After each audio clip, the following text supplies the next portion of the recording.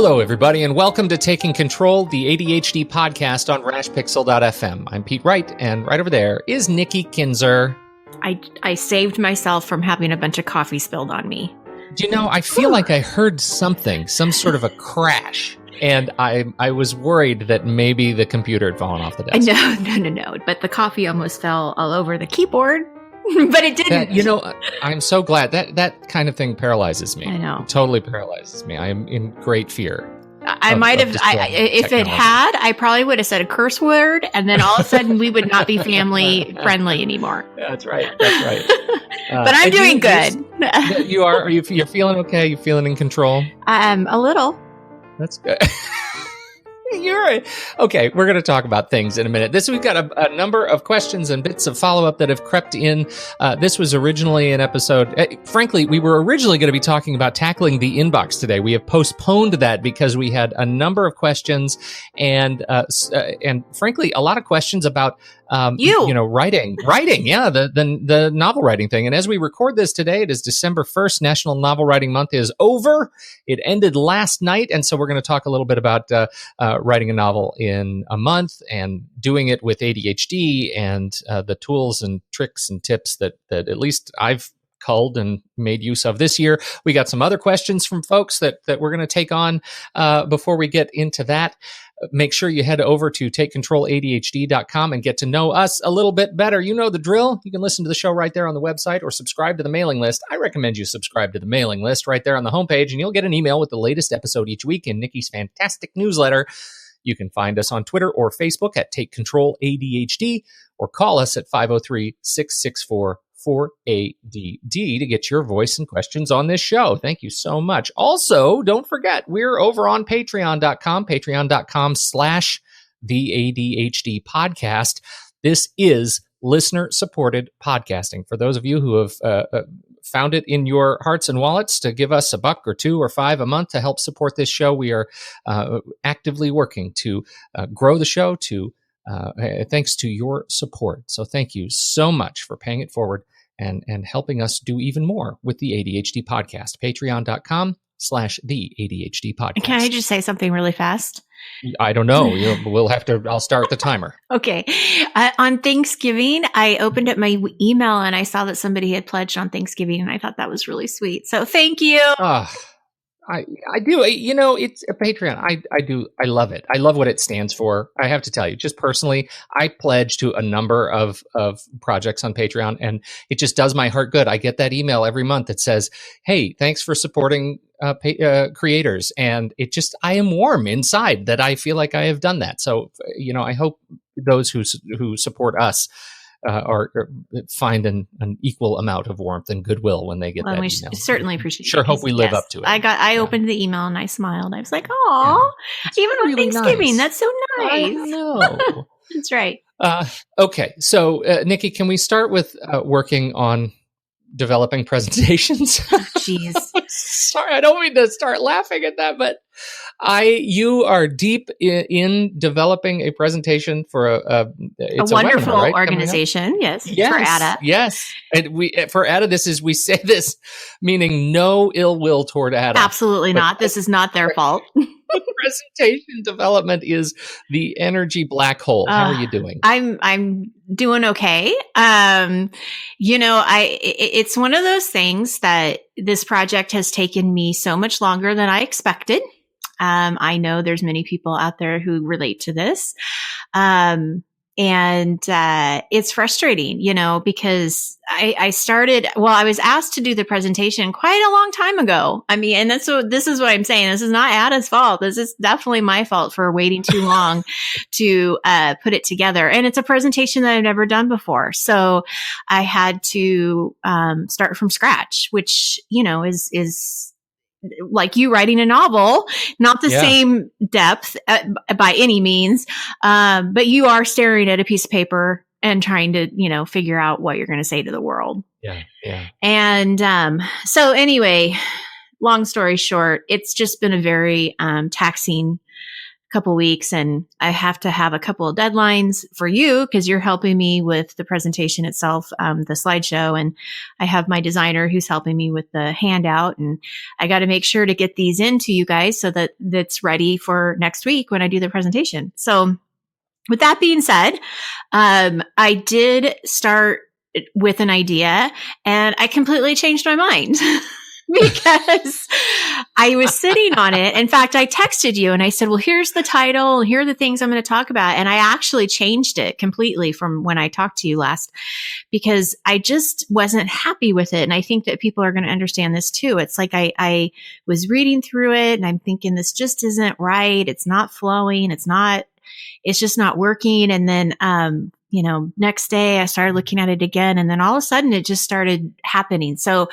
I'm actually at a point where, yes, this is stressful. I'm spending a lot of hours, last minute trying to get it together, but I am really proud of the product.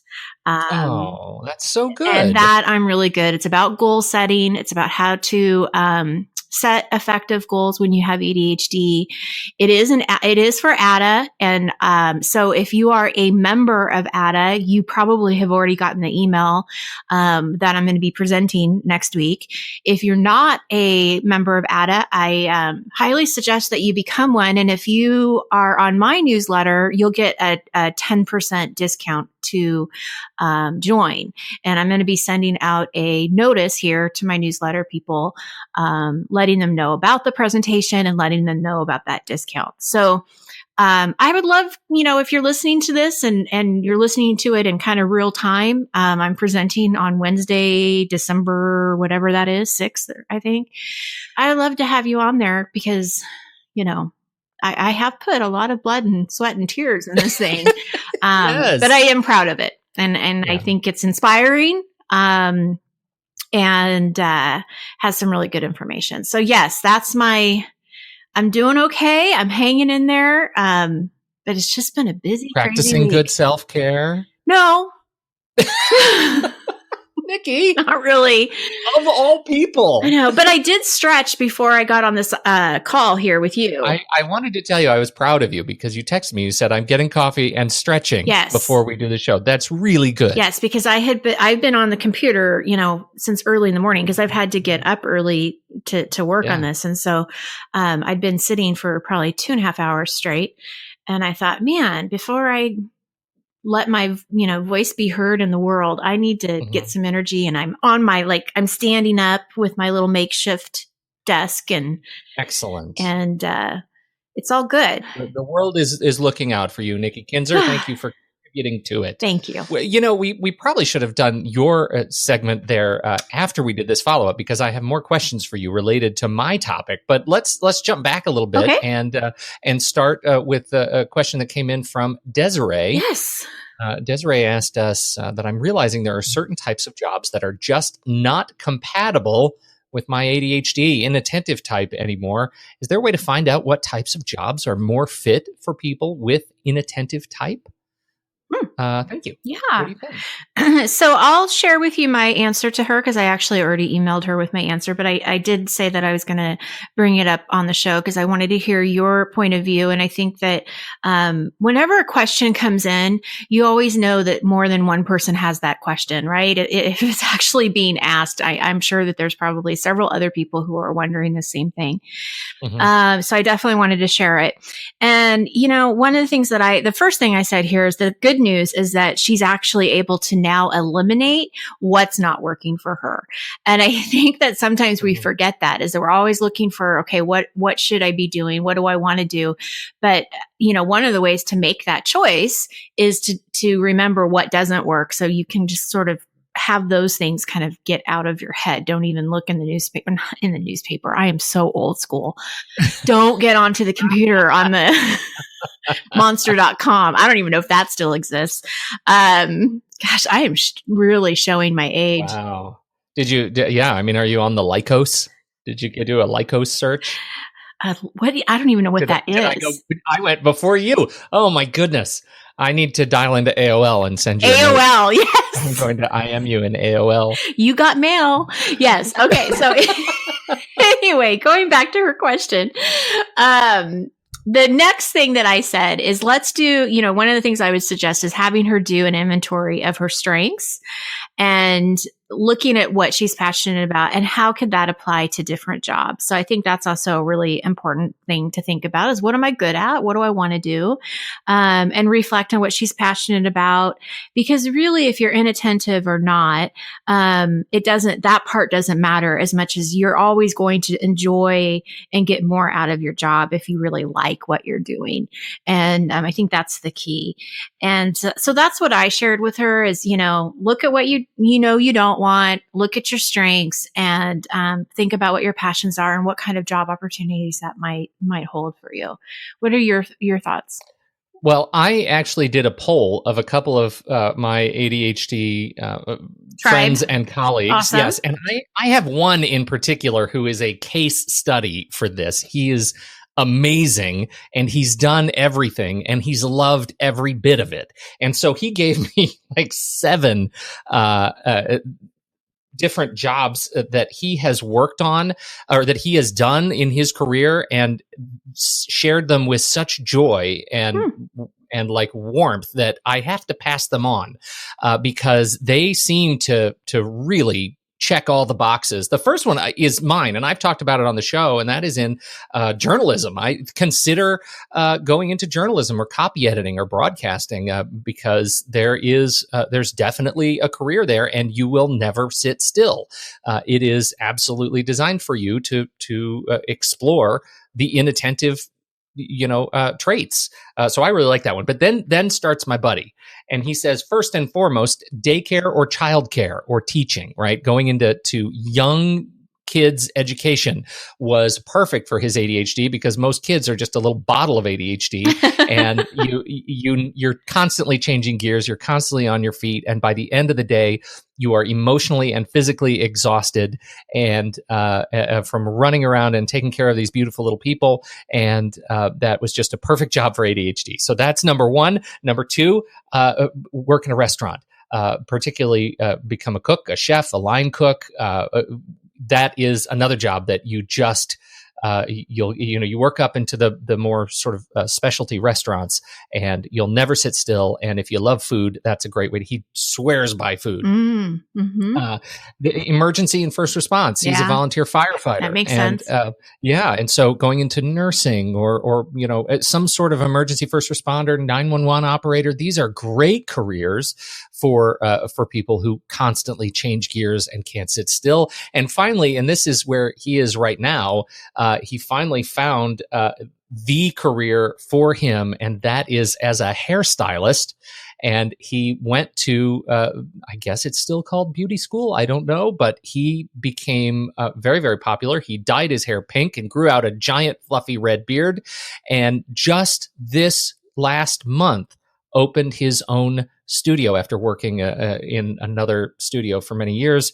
And now he has his own place. And he is like the I don't know what you got. Like, he's just like the Godfather in his own place. He's this big guy and he just runs the place and is charismatic and warm and beautiful and always on his feet. And it's just great. So he suggested those specific careers were perfect for his ADHD and still perfect for his ADHD today. If any of those latch on to you, Desiree, I hope you'll consider.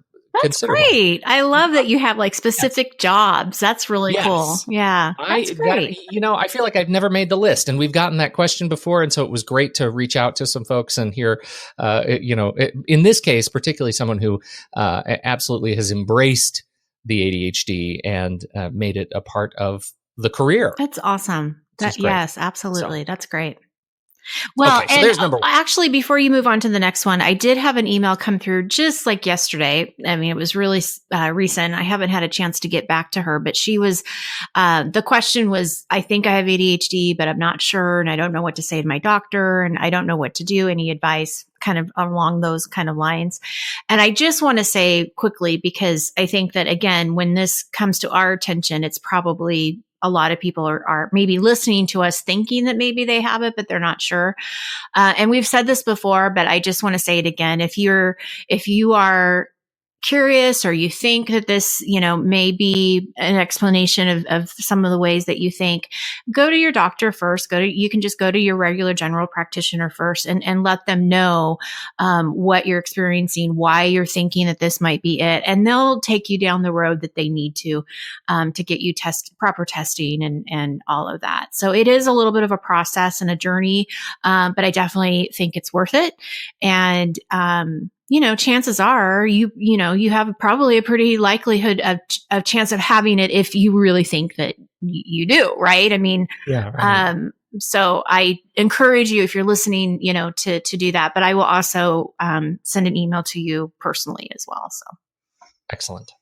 All right. So that was number, I don't know. We're still on number 1. Number 2, we got a note from Ashley. I came across this guide for healthier digital habits and thought you might like it. It is a resource from homescreenzero.com called Counterprogramming, a brain retraining guide for heavy internet users.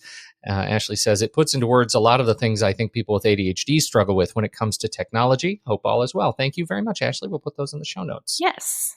All right, and then we have the I post love from this name. on Twitter from Julia at Julia Likes Frogs. I like frogs too, Julia. Oh man, makes me want to change my Twitter handle. I know. We had frogs for a while. Frogs. We had little pet frogs.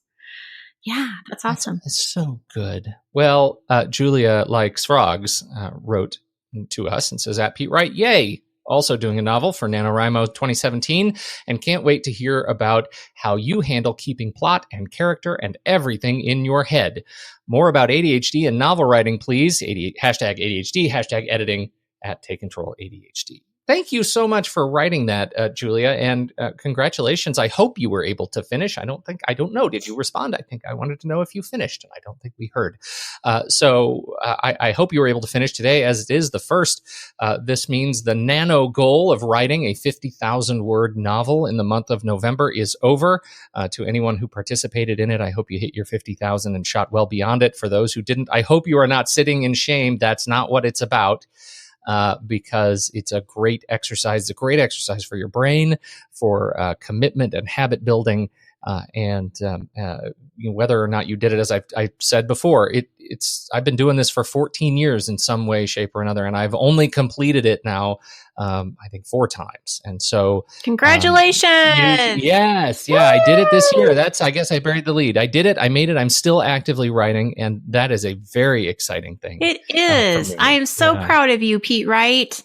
Thank you. It was, it's hard. It's always hard, but it was easier this year as a result, I think, of a few of the things I want to talk about. And I should say, I've got 4 now, 3 and an unfinished, I should say 2 and an unfinished novels, that are, that I've never published. They're just sitting there because I've never, I've had in the past such a difficult time making it to the next stage. That's not a problem I'm having right now. I think, experience does what it does, and I'm feeling more confident and stronger and better about the story this year. And so I feel like I'm on the right track to have this thing published and in, Kindle and iBook stores. By end of first quarter next year. And that's my goal. That's my target. And I'm going to keep working at that. And so I thought we would just, in a matter of response to Julia Likes Frogs, talk a little bit about not only her, project. But I have a client too who's very interested in your story. So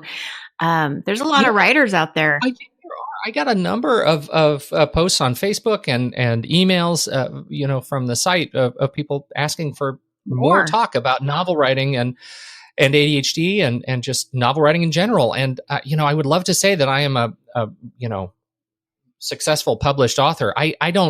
I'm not, and I don't know that that's where I'm going, but I do love to write. I love to write my own stuff. I love to ghostwrite for other people. I've got a couple of books that are in the various bookstores that are not under my name. And so this is fun to do something fiction that is under my name potentially. And so I look forward to kind of building that library. But can I just say something? Yeah. You have written so much of my material, and anytime I get stuck, I always ask, Pete, I just say, this is what I want to say, and can you make it better? And you do have a way with words, and there are certain times I won't, that I could point out, but I'm not going to, because there's so many of them. You'll say something, and I'm just like, oh wow.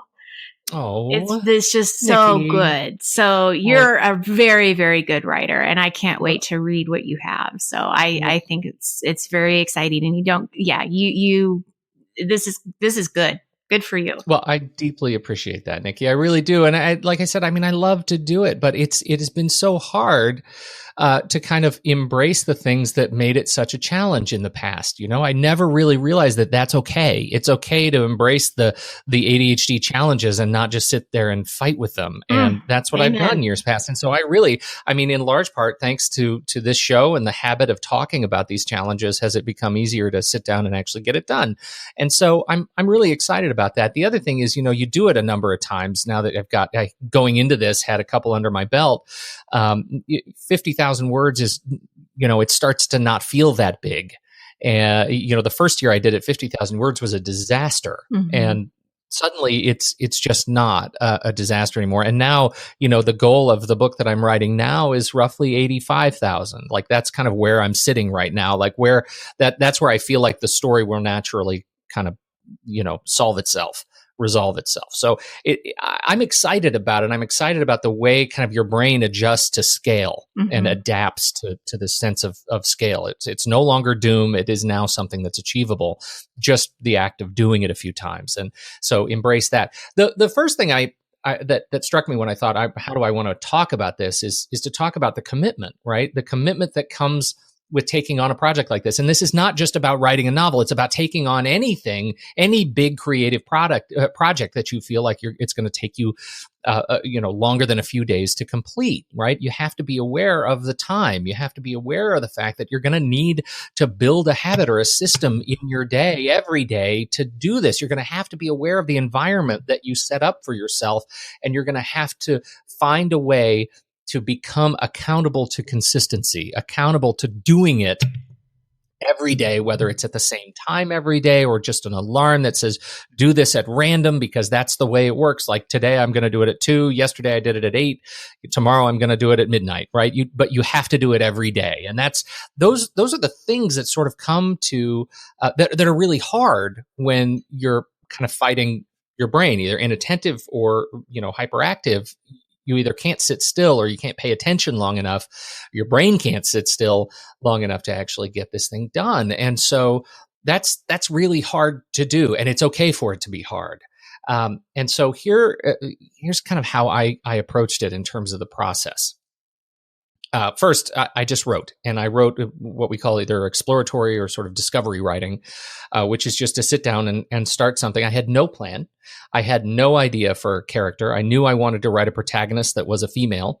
I wanted to write it with a target for my, target audience was my, middle teenage daughter, middle-aged, middle teenaged. I only have one daughter, and she's in the middle of her teens.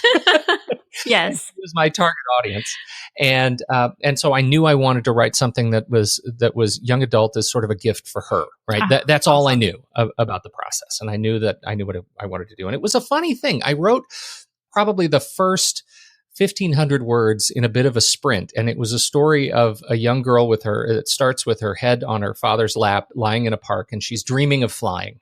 And so I write this passage, and I named her Alia. And Alia, as it turns out, and I found this out later, in Persian means wind. Oh. And I thought that was a really sweet little bit of kismet, Wow. Like it's a connection to this character that I didn't see coming. It was totally unplanned. It's just a sound that I thought was really beautiful. And so, so she became one of the sort of lead protagonists in the book. And then it just sort of starts to flow. So my goal was to write 2,000 words a day. And at, 250 words per page is about 8 pages a day. But I didn't focus on pages. I focused strictly on words because, it's the era of ebooks, and ebooks change depending on, the size of, size of the page. And so I really was focused on just hitting that 2,000 word target. If I could blow past it on a given day, that'd be great. But at 2,000 words a day, if I missed that several days running, 1,667 words is the minimum each day to be able to meet 50,000 words by the end of the month. So I figured if I shoot for 2,000 and then only hit 1,667 on a given day, I'm still okay. So I really kind of tried to train my brain to do that.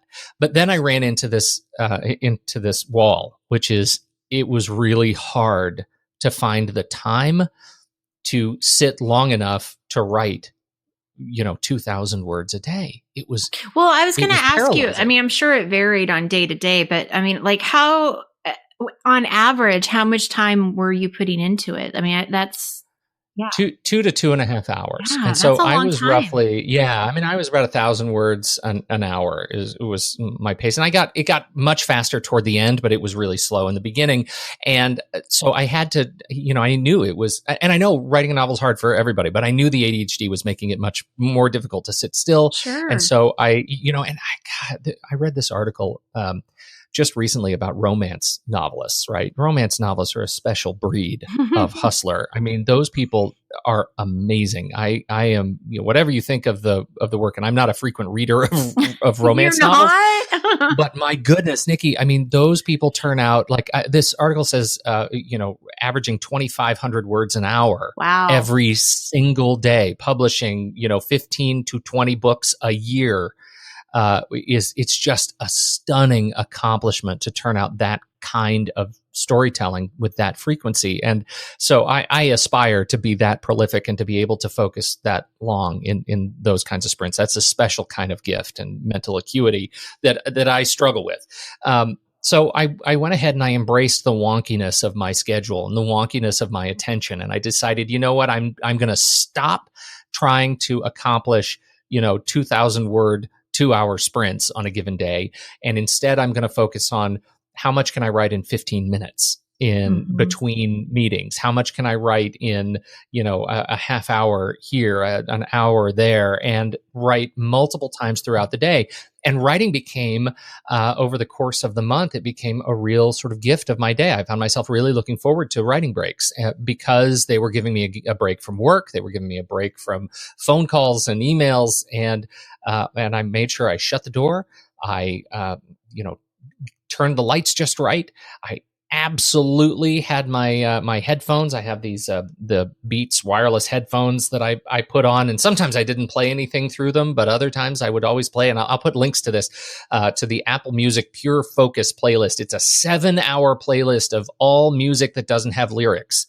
And it's all like, it goes from like super lilting and beautiful to super kind of dramatic. And it's like the perfect writing score. I found the writing pace matches. If you could actually read the book with the Apple Music Pure Focus playlist and you'll feel it. Like it'll, the energy and pace matches the playlist. It's really cool. And Apple changes it every week. And so there's constantly new stuff in it, but 7 hours long, you never run out of material. And the other is Trent Reznor and Atticus Ross. They write the scores to movies like The Social Network and After the Flood and Gone Girl. And, anyway, it's great music. And so I definitely recommend that kind of music is perfect for writing. And so I did that. And I just sort of shut out the world and then do a sprint. And a sprint is just, here's the timer, turning it on. How many words can I hit? Next time I do it, can I hit one more word than that? Just one. If it stops me in the middle of a sentence, I stop in the middle of a sentence. And so that's how I just sort of churn out words, right? And that was the first step. And I think a lot of people, and me in the past too, would really struggle with this idea of editing in process. And I think that might work for some people. But you write a paragraph and then you stop and read it and think about it and try to make notes and connections. And I did not do that at all this time. I just wrote the story that felt like whatever came next. And the editing starts only after that first draft is done. To make sure that I, go back and essentially rewrite the book, and accounting now for plot holes and character holes and story holes and timing holes. I know that, one of the challenges that I had was, one of my major mentor characters, who knows how old he is at this point, because I have changed his story multiple times throughout the narrative, right? He starts out, he's 30, but suddenly I've put him in a place where he's he has a flashback that was 20 years ago. And so now he's got to be closer to 50, you know? And so it's those kinds of things I really feel like got in my way before. They really stopped me from getting the words on the page. And so I feel like I treated this more like a dream. Embrace short chapters. Like I really focused on short chapters, and only after that first sort of churning draft did I go back and merge chapters together and try to kind of play with the story and massage the story into place a little bit like that. So I embrace short chapters, short writing sessions, and fight self-editing in the process. And that's what helped me kind of get the words on the page. Mm-hmm. Now, I also, I love field notes. And so I keep my little field notes journal right by the computer or right by the iPad, depending on where I'm writing. And if there are notes about character name spellings, anything like that, I always just write it by hand in the field notes. And I flip through the pages to kind of catch myself up on, potential plot errors that I can take care of while I'm writing, and that was very helpful. They're just sketches, hardly readable. But that is, specifically to Julia's question, how do you keep plot, character, everything in your head, right? I make little bullet notes in my field notes notebook to keep me going. But I also, largely try not to keep too much in my head at once, like really focusing on the scene I'm writing right now. And I'll fill in the blanks, fill in any holes, correct it all later. I imagine, I'll end up writing 100,000 words and, knock it down to 65 by the time the thing is completely finished. Who knows? And finally, the fear, there's just a lot of fear every time I sit down and write. It's there's this paralyzing sense of what if, I've never shared a long form fiction piece with anyone else. And what if it's a bunch of crap? What if it is just, paving the road to Simpleville? What if it's terrible? I don't know. And so that's probably the thing to fight more than any of this other stuff, is just getting over the fact that it's terrifying to apply pen to page, metaphorically speaking. Luckily, in this case, I was just going to say, and that's where all of the courage comes in too. I think when you're ready to press send to have it published, it is a very courageous thing to do, to get past that fear, and be able to embrace whatever the outcome is, because we don't know what it's going to be. My guess is it's going to be great. But yeah, I think that fear is very legitimate for a lot of creators, for a lot of artists too. I hear that sometimes. I worked with a painter for a while, and I remember he had such a hard time deciding when a picture was actually finished. Oh yeah, because it never felt finished. Yeah, right. But kudos to you, because you're 80% there. Yeah, it feels like it. Yeah. And one of the things, we talk about all the time, an accountability partner. And in writing a novel, it's not the kind of, I was never comfortable sitting with somebody like next to me. Right. It's a terribly isolating kind of an event. Even if I go to a different environment fairly often, I go to Starbucks, I go over to Insomnia, I'd go to different coffee shops and write for a few hours here and there. But generally it's a thing that you do alone in your own head. And, but I still think the role of an accountability partner, I can't underscore how important it is, in this case, because Sophie, my daughter, was my kind of avatar audience member. After I got through about the first 6 chapters, I mentioned in another podcast, I was writing in Ulysses, the writing app for the Mac and iOS, and it makes it super easy to just say, hey, take these chapters and export them as an EPUB and attach it to an email and send it. Mm-hmm. And in fact, as an aside, one of the suggestions that NaNoWriMo sent, and they send their little encouraging emails every couple of days, and one of them said, "Hey, if you're struggling, take a break, go into your photo editing app, and create a title page or a cover page for your book." So I did that. I went over to Unsplash and I found a beautiful image that totally represents my book and my character. And I created a title page with my name on it and the title of the book on it. And I attached that to the EPUB. So now I send that to my daughter and she opens it in email. It opens right up into iBooks and she starts reading it. And she just went berserk. She loved it. She absolutely loved Well, it. and that has to be such a cool thing too, to actually see it as a book. Yeah. Right? It's amazing. Yeah, it's amazing. That's neat.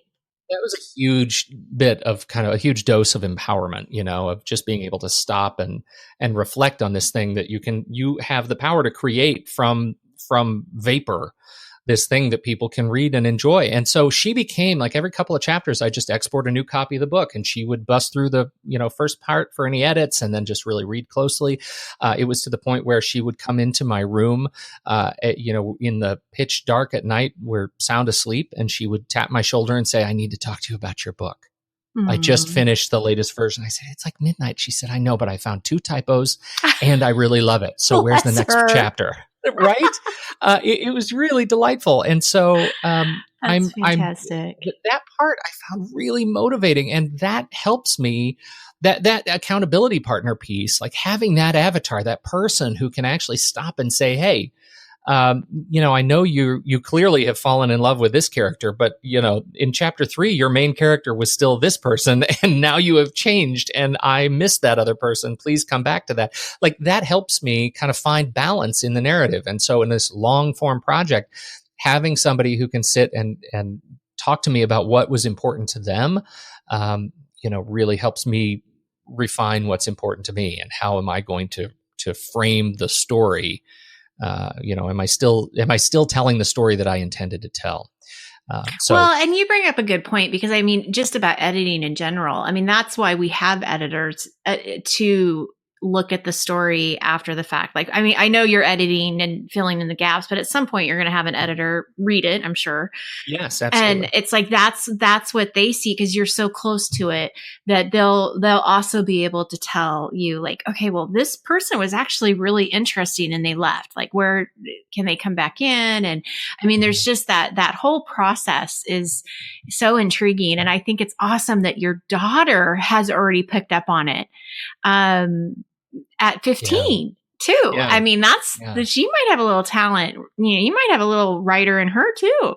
Well, I, don't tell her that, because she was doing this little exercise the other night where they have to write this sort of a, I can't even remember what the assignment was, but she had to fill in these blanks. Like, I dream, I worry, it's a literary exercise in her fiction class.